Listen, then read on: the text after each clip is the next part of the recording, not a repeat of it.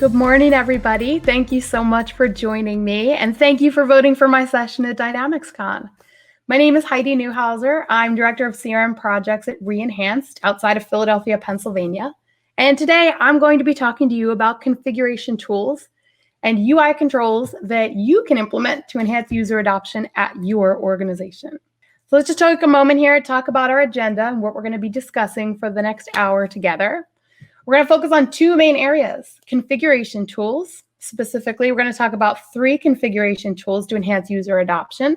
And those are business rules, field mapping, and model-driven apps. And then we're going to dive into some UI controls, which are going to be super fun. Now, before we get too in-depth with all of the great content we're going to cover today, I want to just take a couple minutes to talk about why you should care. Why does user adoption even matter, especially when we're talking about something like Dynamics 365? Well, you could build the most technically sound, super amazing, awesomely incredible CRM system, but what good is it if nobody uses it? User adoption is the #1 most important part of any project, and it's all too often overlooked. If your users haven't bought into your system, if they haven't been in your system and tested it and verified it and helped you build it, you might be doomed for failure. But fear not. Today, we're going to talk about some tools you can start to use that will get you back on track in user adoption. So where do you start when you're looking at user adoption? Well, I always think it's really helpful to establish some goals. And on the left-hand side here, I have a few goals for you that will all help encourage user adoption. So you can find and create a user group. You want to listen to that user group. Create a group of users with varying skill level that's really representative of your entire user base. You want to find the pain and automate what you can. Look for Excel. That's a really good way to find some pain that your users might be experiencing. We want to simplify, streamline, and repeat. It's the KISS principle, keep it simple, system admins. We want to help guide our users and standardize processes wherever you can. Minimize required fields. Hope you realize with every required field that you implement in Dynamics 365, it's a little bit of a barrier to entry to getting data from your end users. We're going to eliminate duplicate data entry points, keep your forms clean, and most importantly, we're going to increase user adoption and overall happiness, which is what we're all trying to accomplish here.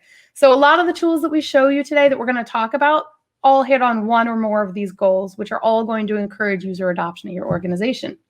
So what do you have available? Well, you have a great toolkit full of things that are out of the box, which is super awesome. So we're going to talk about some of these today. And others you can just investigate on your own. So all of these tools help you achieve these goals. So we have tooltips, we have forms, different types of fields available to you to add to your different entities. We've got field level mapping, which we're going to talk about next. Field level security, security roles, business process flows, business rules, model-driven apps, UI controls, and there's so much more. So this list is not exhaustive. It's just a good way to start thinking about user adoption and how you can incorporate it. Now, before we go any further, I'd like to take a minute and we're going to take an oath together. And this is an oath to help our end users. So I'm going to use my name, you use your name. So let's go. I, Heidi Neuhauser, you say your name, promise to use configuration over customization whenever I can to simplify processes, automate manual tasks, and always think about changes in terms of how they will affect my end user groups. Awesome. So now that we're all on the same page, we're going to do all these awesome things to help our users. Let's talk about configuration tools that are available to you. So these are all out of the box to implement, and these are the ones we're going to discuss today. Again, field level mapping, business rules, model-driven apps, and UI controls. We're going to look at a few field level UI controls, a few view level, and a few entity levels. So we're going to dive right in. Let's talk about field level mapping. What is field level mapping? Simply put, if you want the value on one entity to carry over to another, you would use field level mapping. You've got some of this out of the box already today. It's the magic that happens in lead qualification, for example. There are many fields on the lead which are going to push over magically and automatically appear on your opportunity, which is really great. But chances are you have some custom fields on your lead that you might want to push over on the opportunity. And that's just a great use case of where you would use field level mapping. When you configure field level mapping in your organization, it has to be done on the classic solution designer. That's as of today. Powerapps is changing all the time. So if you're online, you're going to have to use the entity relationship on the classic solution designer. So there's a screenshot here on the right-hand side of how we're going to do it.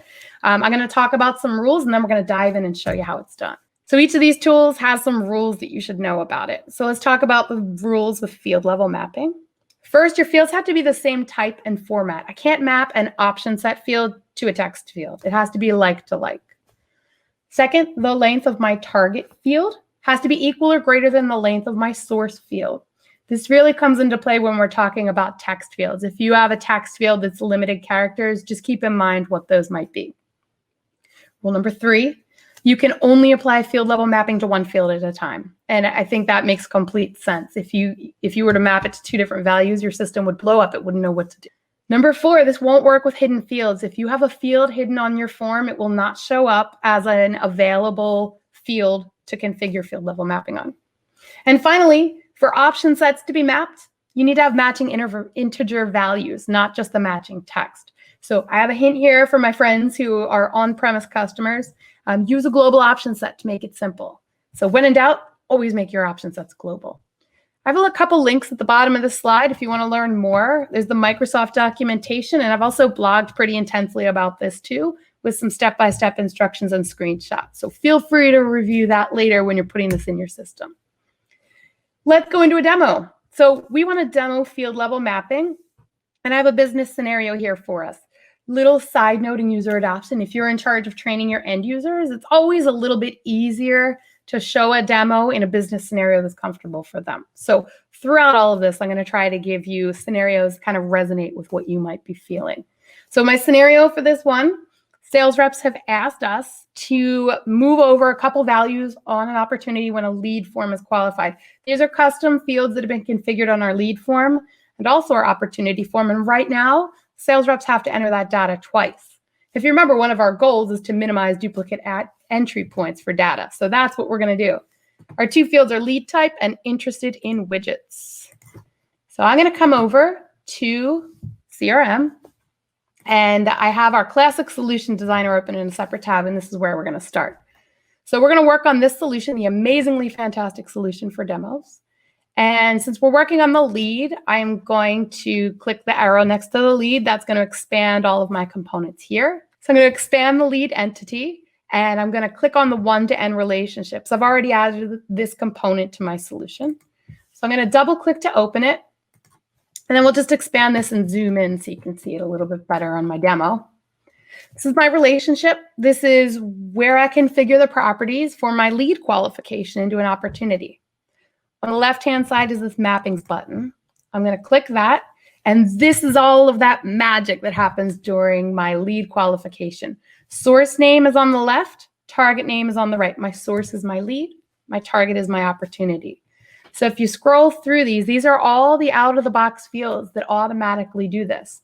Now, you want to add these new areas that are going to move over from lead to opportunity, and we do that by clicking new at the top here, which opens a new tab, which again, I'm just going to expand and zoom in for you. And now it's showing me all of the fields that are not currently mapped that are available for field level mapping on this entity. They're sorted by their schema name, A through Z. Like everything in Dynamics 365, I can click on display name or type if that helps. But I like keeping it on schema name. I've configured my own prefix of REN, so I kind of know I can scroll right to the bottom here and find what I'm looking for. So I'm going to move down to REN, and we want interested in widgets, which is here. And now I'm going to grab interested in widgets on the right. It's really nice that it tells me right away if I'm trying to map something that's a different field type. So I know these are both 2 options. I can configure that. Click OK, and that's all we have to do to establish the mapping. So now when I qualify a lead, the value for interested in widgets will carry over from my lead over to my opportunity. We're going to repeat that. Click new again. I'm going to make this bigger for the demo. And the final field that I want to move over is called lead type on my lead. It's called opportunity type on my opportunity. The value, once again want to move that value over from the lead to opportunity to avoid my sales reps from having to enter it twice. So here we go, my opportunity type and my lead type. And the reason this works is because this field was configured using a global option set. Click OK, we're all done. And then all I have to do is click Save and Close, and then publish my customizations on that entity. So it's pretty simple to configure field level mapping, and I really do think it's an underutilized tool. So hopefully you can take advantage of that and see how it can help user adoption at your company. Now we're going to switch gears. We're going to talk about business rules. I love business rules. Business rules will allow you to apply form logic without using JavaScript or plugins, which is really awesome if you like configuration over customization like I do. They run in real time. They leverage this simple to use drag and drop interface. And we're going to walk through the different actions available. We'll talk about the rules, and then we'll go into a demo. So what can you do with a business rule? Well, these are all of the actions you can take. If a condition is met, we can show a recommendation. You can lock or unlock a field. You can show an error message. You can set field value. You can set a default value, set business required, and set visibility. We use these heavily in our internal Dynamics 365 system, and along with all the customers that we work with. I'd say the two most popular, the two most used actions and business rules are set visibility and set business required, at least what we're using it for. So let's talk about rules. There are two very important things I want everyone to know. Number one, your scope is important. I'm going to say it one more time. Your scope is important. By default, your business rule, when you create it, will be sent to a scope of entity. So what does that mean? That means that my business rule is going to run on the server side, which means it gets queued up behind workflows, plugins, custom code, everything else that might be happening on that entity in that form.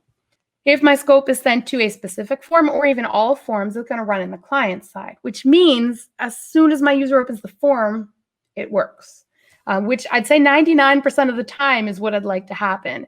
So most scenarios, you will want to change your scope from entity to either a specific form or all forms on that entity. Number two, there are two fields that I have found that don't work with business rules, and those are composite fields or multi-select option sets. If you want to configure a business rule using a composite field, your workaround is to use the two fields or the three fields that create it. For example, if you want to fire something on full name, you would just use first name and last name. Sadly, there is no workaround for multi-select option sets. You just can't use them. So let's talk about our business rules demo now. Our scenario, our CRM system has a field for lead type, which we just looked at. Lead type is either commercial or residential. And my sales cycle is different. My sales team is going to go after a commercial lead differently than they go after a residential lead. So in order to clean up my forms and simplify the user experience, both of which are goals to encourage user adoption, I'd like to implement a business rule here. My sales team only wants to see company name, SIC code, and annual revenue if my field is commercial. If it's residential, those fields are irrelevant and I don't need to see them on there. Also, if it is a commercial lead, business phone should be required. So let's go into the demo real quick. And then we can do this. So I'm going to demo this one in Powerapps. So in Powerapps, you go to make.powerapps.com. You would click on solutions on the left and then open up your solution. In the interest of time today, because we have so many great tools to cover, I have already created this business rule and we'll just walk through how it was done. So at the very top, I'm going to point out where scope is. Scope is up here on the right-hand corner. It defaulted to entity and I changed it to all forms. So for this, I want it to fire on every lead, no matter which form it is. I don't care if it's the quick create form or the full form or any of these other forms that my company is using. I always like to label everything as I go. So you'll see as a system administrator, if I need to come in and manage this, I can see exactly what each step is. For example, here's show SIC code. So enter your display name, select your field and choose visibility, yes or no, and then you can scroll down and apply the action. So here's our conditional. If the lead type equals commercial, we're going to follow the true path across the top, which is show SIC code, show company name, show annual revenue, and then set business phone required. If it's negative, if lead type is not commercial, follow the negative path at the bottom. We want to hide SIC code, hide company name, hide annual revenue, and business phone is not required. Now, you might be wondering, why am I configuring a negative path? Isn't it enough to simply show the actions if the lead is commercial? And the answer there is no, that's not okay. Because what if I have generated a lead through my marketing efforts? It's gone into my Dynamics 365 system. It's been tagged as commercial. maybe because of the form somebody filled out on my website. And then when my inside sales team calls them, they find out, oh, they actually want widgets in their home, not at their business. So I need to change that lead type from commercial to residential. And then I want all these fields to hide because I need to change that trigger. If I haven't configured my negative path here, that won't be the case. So that's why we want to configure both the positive and the negative path to show and hide both actions. So once I'm done configuring my business rule, I can click validate at the top. That's going to make sure that I haven't created any problems here, that this business rule will run. So you can see the green text here, validation successful. So now I can save it and activate. And once I click activate, that is going to make this business rule active. So as soon as my users are in here, they'll be able to test and verify that this is working. Configuration item to help user adoption. And this one's model-driven apps. Out of everything we're talking about today, this is my favorite. I love configuring model-driven apps because it feels like the #1 way to increase user adoption. If you are to implement only one tool that we talk about today, and you want the biggest bang for your buck in terms of user adoption, this is your one. So why? Why is model-driven apps such a great configuration tool for user adoption? Well, it lets you streamline the data. It lets you show only the data that a particular user group needs in order to do their job. So it hides all of the noise. It simplifies the user experience. It is so awesome. So we're going to talk a little bit about model-driven apps. I hope if you're interested in implementing this at your organization, you check out the link below for more information. I've done a really in-depth, deep dive blog series on how to configure these and how to set them up. So hopefully that will be awesome and helpful for you. This is a tool you can implement if you're online, on-premise, it doesn't matter. It's available to everybody. So what is this lovely screenshot here on the right? If you haven't seen this yet, this is your app designer. This is how you create your model-driven app. It's a drag and drop canvas experience. It's really easy to configure. There are 3 main parts to it. #1 is your sitemap. Second is your components. These are artifacts and entity assets. And finally, properties of your app. The #1 most important thing in your app is your sitemap.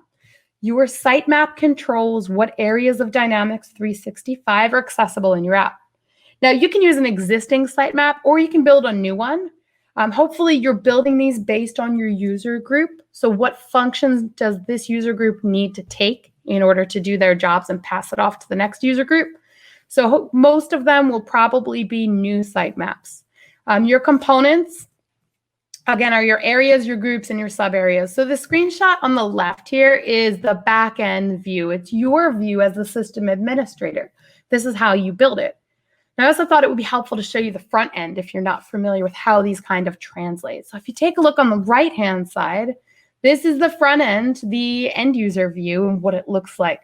So highlighted in blue here is sales. That's an area. So your area will actually change everything that shows up on this panel above it. Your groups are the green highlighted items here on the right, and your subgroups are the yellow highlights. So I think it's important to understand as you're building it, what it's going to look like to the users. So I could talk your ear off about model-driven apps. I could spend the next 3 hours talking about model-driven apps and have a blast. But in the interest and spirit of at-home learning, which my children have done, I brought my 8-year-old on board. And this is a video of Kaylin teaching you how to build a model-driven app in Dynamics 365 using Powerapps and out-of-the-box functionality. So I'm going to let her chat a little bit, and then we'll come back and talk a little bit more. Hi, I'm Kaylin. I'm 8 years old. Today I'm going to show you how easy it is to add an app to Dynamics 365. If I can do it, so can you. I'm going to ask my mommy to help talk about some of these parts because she talks about this stuff more than me. One of the most exciting features in Dynamics 365 is the ability to tailor the user experience by using model-driven apps. Creating a custom app for a user group helps user adoption and is quick and easy to do for system administrators. Let's get started building a model-driven app in Powerapps. I'll hand it back over to Kaylin. To start, you have to go to make.powerapps.com. We're going to make a new model-driven app and put it in a solution file that is already here. Click Solutions on the left-hand side and pick up the solution like this. Click New at the top, select App, then choose Model Driven App. It's so easy. Now we can make our app. I'm going to name this one Cotton Candy Playground as a description. I also want to put a pretty picture on my app, so I'll do that here. This brings us to the App Designer, where we will determine which artifacts and entity assets will be included in the app. First, I need to create a sitemap. The sitemap controls what is contained within my app. If you don't add an entity here, your users will not see it in their app. Click the pencil icon to open the sitemap designer. Streamline this sitemap depending on what your user group needs to see in order to best do their job within Dynamics 365. Add dashboards, entities, web resources, or URLs. Once your sitemap is finished, click Save and Close at the top to return to the App Designer. Below the sitemap area is your dashboards area. Click the dashboards box to specify which system dashboard should be visible on this app. Remember, you only want to add those that your user group needs to see. Finally, in the Entity View section, you can specify which forms, views, and system charts will appear in the app. This is a great opportunity to streamline system views. Once you have finished your updates, click Save at the top, then Publish. If you want, click Play at the top and get a demo of what this app will look like. Congratulations! You have just created a new model-driven app in Powerapps. I'm so proud of you. Plus, everyone will be so happy that you made Dynamics 365 easier for them. I told you it was easy. Congratulations! Now, and we're going to talk about UI controls. UI controls are available to you if you're a Dynamics 365 customer. They're online and they're on-premise. And I'm going to make sure to point out the different ways that we're going to configure these. I'll also point out any that may or may not be available if you are an on-premise customer. So we're going to talk about 3 today. First is calendar control, which can be implemented at the entity or the view. Then we're going to talk about editable control, which is an entity level control. And then we're going to take some time and talk about field level controls. There are a lot of field level controls available in Dynamics 365. I'm going to talk to you about 10 of them today. So let's start with calendar control. And I want to show you how to configure it. And then we're going to dive into CRM real quick. So a calendar control is implemented, again, like I said, at either the entity or one specific view. It is configured at the Classic Solution Designer. So for my online friends, you're going to have to toggle from Powerapps to the Classic Solution Designer to implement this. When we are implementing a control at the view level, you're going to expand the entity and then click View. We're going to open the view, and then we're going to use that Common Tasks box. So you can see on the screenshot, I've highlighted the custom controls here. You're going to click on that, add your control, and select Calendar Control. So I am going to show you how to do that. We're going to go into our Classic Solution Designer, and we're going to use the activity for this. So we've implemented this at our company. We've also implemented this for nearly every customer because it is a fantastically valuable tool for user adoption. Before I dive in and show you, let me show you what this looks like on the back end, on the front end. So we're going to go to activities in my Dynamics 365, and I already have this implemented on my activities view. And you can see what it looks like here.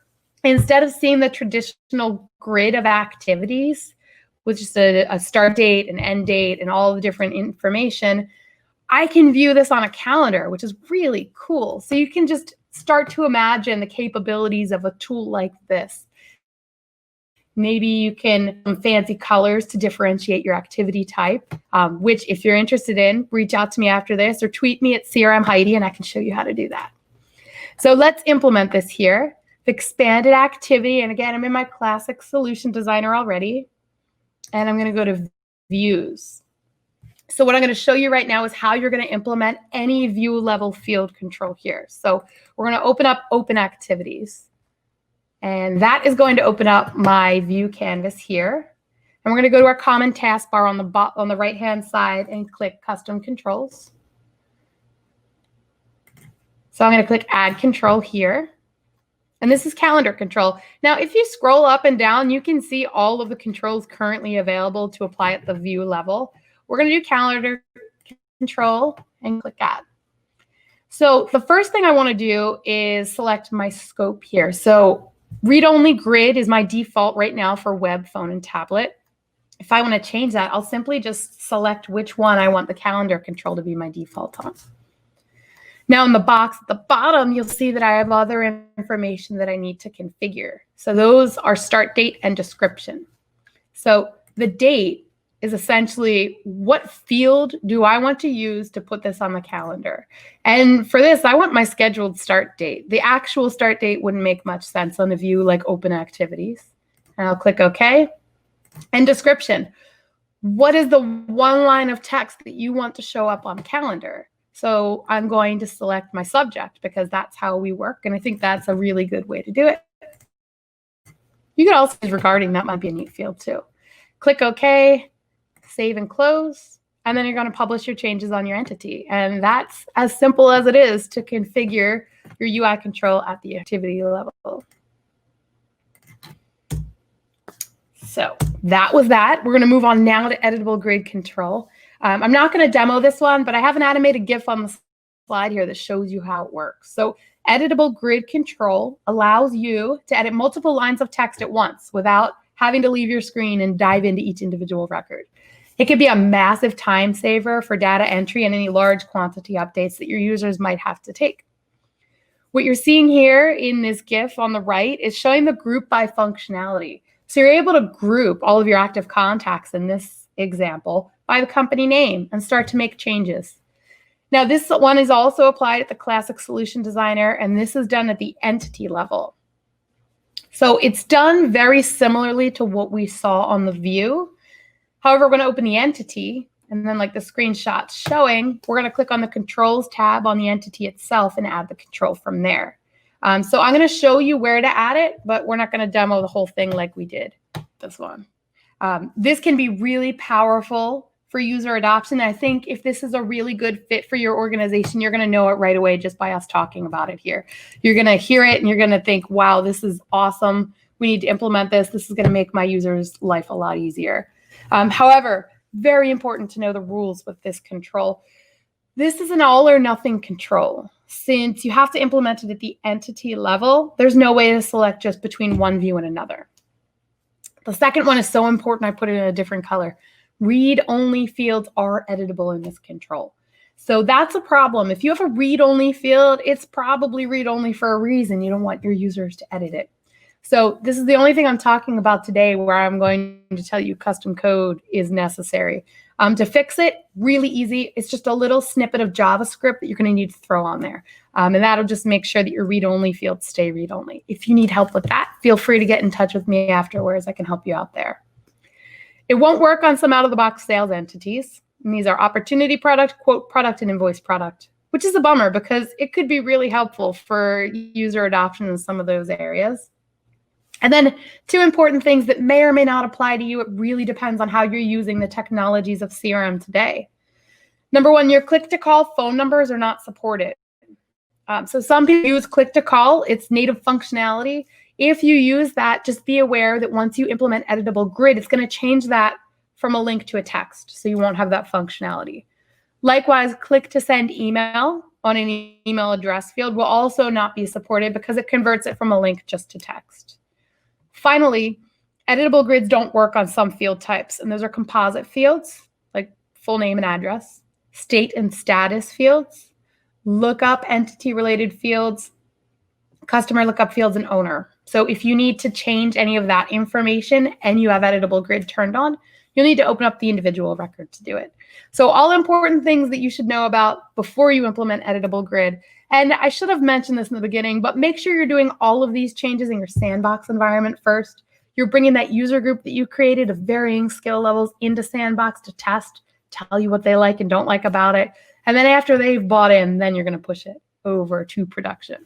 All right, so that's it for entity and view level UI controls. Let's talk about field level controls. I really like these. So we're going to talk about three things here. Number one, very importantly, where do you configure these? Can I do these in Powerapps if I'm an online customer, or do I have to go to the classic solution designer? Which are available if I'm on premise? All of them are available online, but what if I'm on premise? What can I use? What can't I use? And then we're going to take a look at my 10 favorites. So here we are. I've culled together a lot of information. I've spent a lot of time diving in both online systems and on-premise systems to try to understand where in the heck can I configure these things. So first of all, here are the field controls and where to configure them. These are my 10 that I'm going to talk about today. We're going to go into each of these a little bit in depth, and I just thought it was really, really helpful to find out where to do this. So you can see that all of these are available in the Classic Solution Designer. You can implement all of these and configure all of these there. Most of them can be done in Powerapps with the exception of 3, Star Rating, Autocomplete, and Input Mask. Those have to be done in your Classic Solution Designer. Now, to all of my on-premise friends, most of these are available to you, which is awesome, but some are not. I'm sorry. And they're kind of the cool ones too. So Star Rating is not available if you're on premise, nor is Website Preview, but the rest are, and the rest are great. And I think you're really gonna like them. So let's show you how to implement these. And I'm gonna show you both ways because it doesn't matter if you're online or on premise, you need to know how to use the Classic Solution Designer for some of these. So first we're gonna talk about how to enable a custom control at the field level using the Classic Solution Designer. Starting at your Classic Solution Designer, we're going to open the entity and then open the form. So all of your field controls are actually applied at the form level. From the form designer, you're going to double click on the field that you want to add a control, and that's going to open up the Field Properties tab. At the very top, circled on this screenshot at the bottom, you're going to click Controls, and then the highlighted line here, Add Control. And that's where we're going to do it. So we're going to take a moment and go back to our Classic Solution Designer. And let's do the account first. So to expand account, we're going to go to Forms. And then I'm going to open my form. And again, we're just going to expand this, zoom in a little bit so you can see it a little bit better in our demo here. And once this loads, this is going to give me my Classic Form Designer. And I'm going to show you how to implement it on a specific field. So we can use facts. So let's double click our facts box here. And then that's going to open up our field properties and we can start to configure it. And we're looking for the tab at the top that says Control. Then we're going to click Add Control. So you're going to have a default here, and it's going to be really dependent on your field type. Also, the controls that you are able to see after you click Add Control will vary greatly with the field type. So this is a list of all of your controls. You see what I mean? There are just so many, and there are more added regularly. But you would select the control you're looking for and click Add. And that is how you apply it in the Classic Solution Designer. We will go back and actually walk through maybe 1 or 2 of these if we have some time. But for now, I want to show you how to do this in Powerapps. So if you're an on-premise customer, I'm really sorry to have to show you this because it's so much easier. So I love the new option here of applying your field level control directly in Powerapps. There's a lot less steps. There's a lot less clicks. It's like they're giving us a better user experience as a system administrator, which is awesome. So in Powerapps, I'm going to open up the form designer for the entity. Click on the field name, just like we did in Classic Solution Designer. That's going to expand my components section on the right-hand side. So it's going to pop up all the information on the right-hand panel, which is your screenshot here in the center. And then we're going to expand this components section. And then I can just apply my control. It's really easy. So let's show you where that is in Powerapps. So I'm going to go to my Powerapps tab. And we'll go to account again, just so you can see apples to apples and what it looks like. And then once that opens, this is obviously my Powerapps version. So I'm going to click on Forms at the top and then select the form where to apply this control. So we'll use the same field just for consistency. So once my form loads, if you haven't seen it, this is the form designer in Powerapps. So this is really, really nice to work with. It's a huge improvement over the Classic Solution Designer, which is really fun. So here's our account. It's loading all my fields and all my information. I'm going to click on Facts. And now you can see on the right-hand side, my panel came out. And I'm going to click on Components. it gives me my default, and then I can click component. That's going to show me all of the components available in Powerapps. Now, probably noticed there's only 2 here, but when we were in the Classic Solution Designer, we just kept scrolling and scrolling and scrolling. So that's a big difference here. Most of your controls are available in the Classic Solution Designer. Only a few are in Powerapps, but it's changing literally every day. So you've got to make sure to come back and check and see what's available because it changes often. All right, now let's talk about some of these controls. Here are the 10 controls that I want to show you today. The control name is on the left. The example is in the center. It shows you what it looks like. And very importantly is your field type on the right. So like I said, these controls are unique to the field type that you have. So we'll walk through each of these, talk a little bit about them, give you a brief real-world example of how it's been implemented for a customer, and show you what it looks like again. So flip switch. I like flip switches. It's nice to just change up your data type. So this is any 2 option set. So we used our opportunity type like we've been using throughout our examples today. Residential, commercial. They work great for yes, no fields as well. Star rating. Really like the star rating. This is awesome to use on an opportunity to prioritize something from 1 to 5. And then you can manage your pipeline and your forecasting and all that fun stuff and opportunities. This will only work on a whole number, obviously, from 1 to 5. It's frequently used control for organizations, especially mobile users. Again, this unfortunately is one that's not currently available if you're an on-premise customer, and it does have to be configured in the Classic Solution Designer. Autocomplete. Autocomplete's a really neat control. This is on a text field only. You'll have to configure properties on this control if you want to use it. You're going to have to establish your source to pull in data from the autocomplete on. So I kind of have 2 examples here. My screenshot is one example, and then the text here is another. So in the screenshot, this is on the contact record, and we've configured a field called spouse partner name where you can just start typing it like this is SA, and it's showing me everything that it could possibly be matched to. And this is a lookup over to the contact field. That's how we established our source. The other real world example, which I think is a better one, is using the out-of-box state province field. As you probably know, that's a text field. And as you likely know, users don't always enter their text in the same format, especially if we're talking about text. Do they put Pennsylvania? Do they put P capital A? Do they put P period A period? Do they put PENN dot? There's no consistency. So this is a great place where you can apply this control, maybe configure a state entity, which is just a list of pre-formatted ways that you would like it to appear. And then they could start typing in their state in that box and they'll show the options up in your entity. So that's a really great use case. Input mask. If we have a few minutes, so I'm going to show you input mask because I really like this control. This is one of my favorites to implement right now. An input mask will show you formatting. So in the screenshot on the right, I think it really illustrates that your business phone has been configured with input mask and the mobile phone has not. So it helps guide your users in the way that you want it to show up. This is something that many companies and many organizations have asked for in their Dynamics 365 system in the past, and it had to be done with JavaScript or custom code. And now you can configure it in the Classic Solution Designer. So I'm going to show you just this one. This will be our one field control that we implement and we show you how to do. We're going to use this fax number again on the account since we're already here.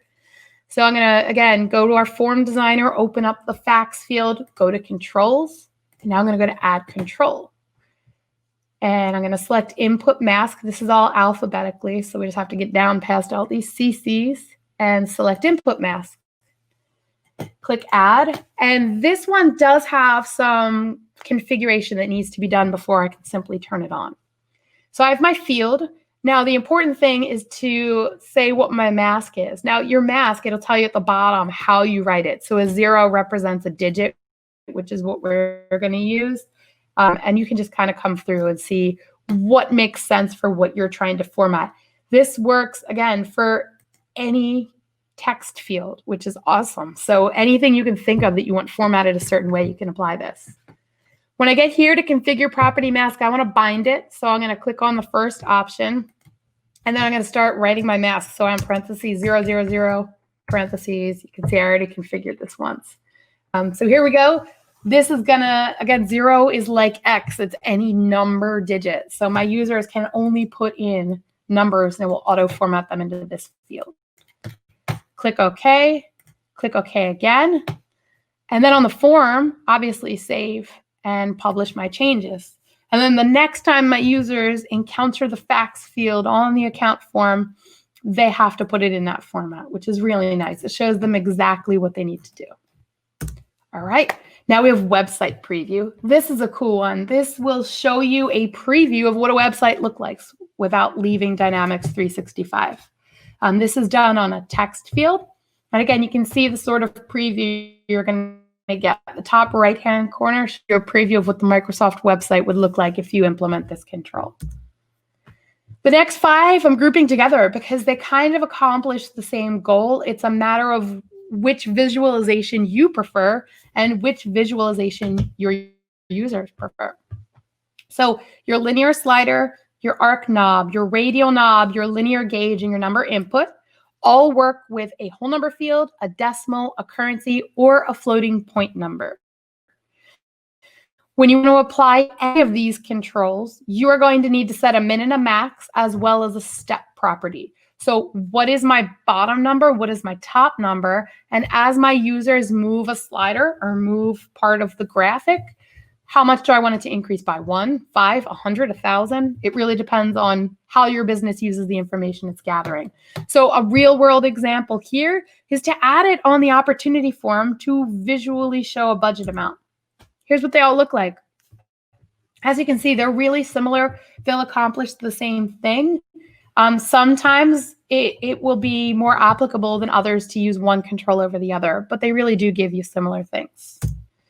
So here are some resources. If you've had a lot of fun with UI controls like I have, we have a deep dive into 5 of my favorite controls, a video that shows you step 2 of how to configure that calendar control on a system view, how to set up the input mask control, how to apply editable grid, and a ton of Microsoft documentation on each of these and how to add it. Thank you so much for attending my session today. Thank you, DynamicsCon, for having me and allowing me to talk to you today about configuration tools to enhance user adoption. Join me in a Q&A right now where we can keep the conversation going.